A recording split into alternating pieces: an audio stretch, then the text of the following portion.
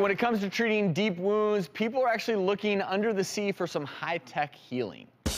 We've heard about the healing properties of fish oil, but now fish scales could play a part in regrowing human skin. The FDA-approved omega-3 tissue regeneration technology that uses fish skin to treat wounds in people suffering from diabetes and other circulatory diseases. Fish skin cells penetrate the site of the wound, allowing a patient's cells to rejuvenate. Really excited about this. It is exciting, and both of us, dealing That's with perfect. wound healing problems, difficult wound healing problems. And yes, this is fish skin that comes from Iceland. It does smell a little bit fishy. It smells a little bit like seaweed. Like seaweed. Yeah. But you know, great to apply topically over those tough wounds. It's been shown to promote healing more rapidly. Available in Europe now, but we may be seeing this in the United States coming soon.